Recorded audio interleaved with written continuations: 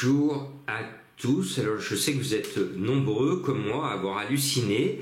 On s'est demandé tout à l'heure en regardant le quintet avant sur le poteau et après le poteau, qu'est-ce qui s'était passé pendant la course. Parce que le gagnant était annoncé quelques petites minutes avant à 20 ou 22 contre 1. Et on voit gagner ce cheval bien, avec brio, il se détache, il enrhume tout le peloton.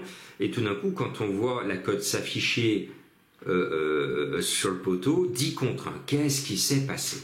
Il y a eu une prise énorme, il y a eu une masse d'argent extraordinaire qui nous a échappé visiblement. Donc mystère et boule de gomme, peut-être qu'on aura l'explication de ce grand vénard ou de ces grands vénards qui étaient bien informés. Bon, ce vendredi, alors le vendredi, surtout à Cabourg, je vous le dis tous les vendredis, c'est les Black Friday, mais pour une fois, je vais afficher ma confiance, je vais vous mettre du 5 sur 5 parce que on peut avoir droit encore à des surprises, mais on en a marre des surprises. J'aimerais que cette course soit régulière pour une fois. Et pour qu'elle soit régulière, eh bien, il faut que David Thomas, qui adore l'hippodrome de Cabourg, et Johan Le Bourgeois, qui adore lui aussi l'hippodrome, puissent faire premier et deuxième. Et à mon sens, ils peuvent faire premier ou deuxième. Ça va être le 4 Calao du Vivier et le 3 Keep Secret, ou alors le 3 devant le 4. Bien. Alors là, on tient déjà un jumelé, un couplet de cacahuètes. Bon, mais les cacahuètes, c'est bien à l'heure de l'apéro, avec modération, bien entendu.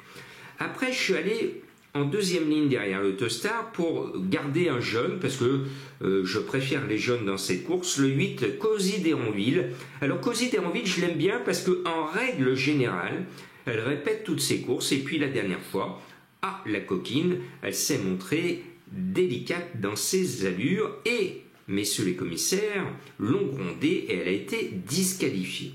Si cette petite pouliche que j'aime bien décide de reprendre un peu de sagesse dans ce lot qui est largement à sa portée et dans le trou de souris, parce que dans deuxième ligne, le long de la corde, et elle est derrière un fer à repasser qui va débuter son entame de course très doucement parce qu'il n'a pas une grande chance, le numéro 1. Donc il va falloir qu'elle trouve un trou de souris, mais si tel est le cas, ce 8 va faire l'arrivée. Et puis, on va sortir de notre Joker Gemma, le numéro 6, avec Marc Sassier qu'on aime bien parce que lui, quand il déclare un émoji vert, on est sûr qu'il dit la vérité et ses chevaux lui donnent raison. Donc bravo à monsieur Marc Sassier que j'apprécie beaucoup, avec le driver qui l'apprécie également, Benjamin Rochard, ça part devant, excusez-moi, tout est coché en vert sur ce numéro 6 que j'aime bien. Et puis un cheval que j'ai repéré pour vous, c'est le 7 Giacomo Debo. Alors il s'élance tout à l'extérieur, c'est jamais la meilleure des positions derrière l'Autostar d'être en première ligne, mais d'être tout au fond, comme quand on est au fond de la classe, voilà. Mais ce n'est pas rédhibitoire, son numéro. Ça demande soit de brûler du kérosène au démarrage et de partir bien pour vite prendre sa place, soit d'être repris et de venir ensuite à flanc de peloton, mais on perd du terrain. Et ce terrain perdu au départ, il manque à l'arrivée. Donc ce n'est pas un coup sûr, mais je le sens bien, ce Giacomo, ce numéro 7. Et puis Madame Colombo nous a sorti en quelques fractions de seconde son cheval, le 10 Jericho. Alors Jericho, moi je suis obligé de le mettre parce que j'adore son nom. J'ai eu la chance, le privilège dans ma jeunesse d'aller à Jericho et de faire un voyage extraordinaire qui a marqué toute ma vie, pour aller voir tout ce qu'on m'avait enseigné depuis que j'étais tout petit, et puis vérifier l'information en bon jeune journaliste que j'étais à l'époque. Jericho, avec Gabriele Gelormini, même s'il part derrière, allez, on va sortir les trompettes et on va claironner son succès. Ce disque est annoncé à 15 contre 1. Je dis, Madame Colombo, je suis avec vous. Et puis, le 2, Joël Touch, eh bien, j'espère qu'on va le toucher, parce que je suis un fan de l'écurie de The Net, donc je les mets tout le temps. Et souvenez-vous, il y a quelques semaines en arrière, un vendredi soir, un Black Friday, un cheval qui gagne à pratiquement 40 contre 1, un quintet qui était introuvable, eh bien, c'était l'entraîneur de The Net. Donc je lui reste fidèle, même s'il n'a pas en ce moment une réussite extraordinaire dans les quintets. C'est bien dommage parce que c'est un très grand professionnel que l'on apprécie beaucoup. Et puis, les David, je les suis depuis toujours. Et j'ai toujours un petit faible. Ils sont nés sous une bonne étoile.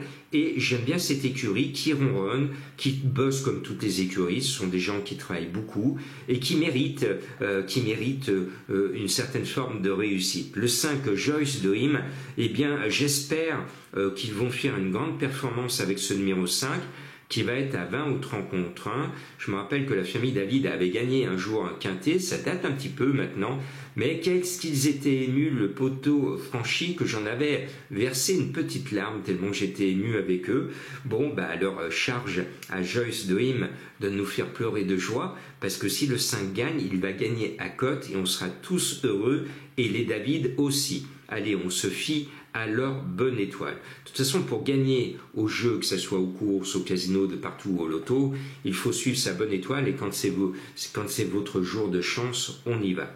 Je vous le rappelle, je ne suis pas là pour vous engager dans une addiction au jeu, je suis là pour vous donner l'envie de jouer, mais de jouer avec passion. C'est pour ça, surtout en ce moment, ne jouez pas dans tous les quintets, vous avez vu, c'est compliqué. Gardez vos sous, regardez, et je le dis toujours, si vous voulez vous demander si vous êtes addict ou pas au jeu, eh bien déjà, passez une journée sans jouer. Si le soir, vous n'avez pas fait une crise de manque, ça veut dire que vous n'êtes pas addict au jeu. Si vous faites une crise de manque, attention, il faut être accompagné, être suivi, parce que il ne faut pas que ce soit le jeu qui vous dirige, mais c'est vous qui devez diriger votre jeu. C'est une nuance importante que je dois vous répéter. Et surtout, je le dis toujours, c'est ma devise. Avant de jouer, dites-vous, est-ce que j'ai les moyens de perdre, par exemple 20, 30 ou 40 euros, est-ce que j'ai les moyens de perdre cette somme pour jouer sur cette course-là? Si la réponse est non, je vous en supplie, n'engagez pas cette somme qui peut creuser votre tombe financière. Si la réponse est oui, jouez, mais jouez bien. Et en ce moment, vous le voyez, encore ce jeudi, c'est très compliqué. Mais ne vous imposez pas à jouer sur obligatoirement le quintet, c'est le jeu le plus dur. Jouez un cheval, jouez des couplets, faites-vous plaisir, un petit tiercé, faites des champs, mettez du X. Aujourd'hui, pour gagner aux courses, il faut mettre du X. Sinon, et mettez du flexi, sinon, non, on ne gagne rien. Et puis, il y en a certains qui sont bien informés, qui, eux, jouent dans les 5 dernières minutes. C'est comme Raymond Souplex à l'époque. C'était le commissaire qui trouvait l'énigme de Jean-Marc dans les 5 dernières minutes. Donc, voilà. Tiens, j'ai parlé de l'énigme de Jean-Marc. Eh bien, allez, la transition est facile. Alors, je vais vous le donner, ce premier cheval mystère. Cherchez-le bien. Et si vous le trouvez, attention, vous allez vous tordre de rire. Vous allez vous tordre de rire. Ça va vous chatouiller. Et puis l'autre s'adresse aux chasseurs. Alors moi, je suis plutôt un chasseur d'images. Mais la période de la chasse, malheureusement, approche pour nos petites bêtes des forêts. Eh bien, mon cheval mystère, quelque part, va être la bête noire de nos amis chasseurs, parce qu'ils ne pourront jamais l'atteindre, parce que c'est un coquin. Ce matin, point de suspension à chasseur. Chantal Goya. Je vous en ai rajouté quand même pour vous mettre sur la voie. Donc, bonne chance, bonne journée et surtout, bon courage et ne désespérez pas. On a tous un jour J, un jour de chance et la chance va vous sourire. C'est comme la vie. La vie, même si on a beaucoup de difficultés, beaucoup d'emmerdes, il y a toujours un moment positif dans les mauvais moments. Et tout marin vous le dira, après la tempête, il y a de très très bons moments. Et quand on voit la côte et quand on voit le soleil qui revient, on se dit ouf, je suis encore en vie. Je salue tous mes marins au long cours, tous mes amis qui risquent leur vie tous les jours à aller tout simplement prendre la mer pour pêcher du poisson ou transporter des personnes ou des marchandises au risque de leur vie quand la météo est catastrophique, parce que quand on est dans une tempête en pleine mer, en haute mer, eh ben, je peux vous dire qu'il faut être un marin très très courageux. Chapeau les gars, et chapeau les filles, parce que il y en a des filles qui montent sur les bateaux.